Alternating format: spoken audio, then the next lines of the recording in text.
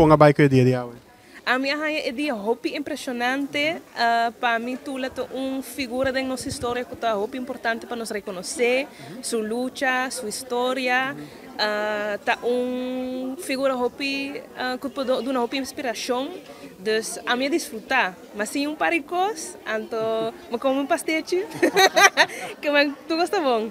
Que coisa é o qual que vai capturar a atenção ou que vai mais interessante durante o dia de hoje? Para mim, coisa que me dá hopi verwarrend, dat ik na Corsão mesmo, com minha família, hopi gente não que papia over esclavitud, então hopi gente tá ninga que nós estava escravo mes, cativo mes, aha, sim. Então esse aí para mim tá hopi, me pode compreender, hopi confuso, danke.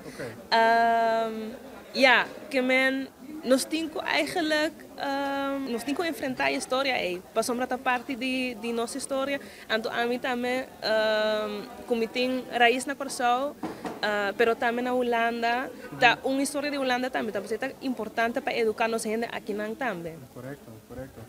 Como é a charla do Sr. Bulldog? Muito interessante, muito interessante. Então, é documentado? Bonita. A minha quedou surpresa com a logra de logra de papel over de tema assim na pisar na uma maneira que eigenlijk estava tá hopi licht. Então nanga do na hopi luz riba vários temas nang estava tá hopi bom editar, dus ma gosta de dizer. Na que momento dembo na visa dembo vida? Bo a binhanya e interesse aqui para é parte de nossa história aqui para a história de Tula e a rebelião.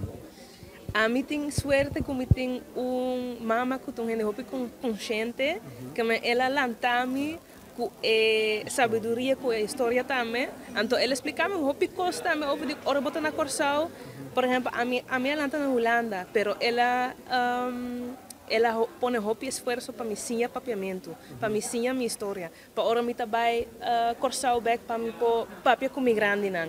Esse aí me tá hopi agradecido de, então me tá Orgulhoso? Sim, orgulhoso de. Sim, danke. Kiko finalmente me que potrava Kiko bota que bota querer nós den é mundo de awe geração de awe que é o qual que bota querer com nós mestre que é a coisa mais importante com nós mestre sim de Tula e sua história. A coisa mais importante com nós cozinha de Tula e sua história da diz que sistema da lei não significa que o sistema é justo. Então sempre nós temos que apontar nos mês que a maneira que nós vivemos é uma maneira boa, é uma maneira que tem justiça, então com nós podemos viver com respeito com o outro.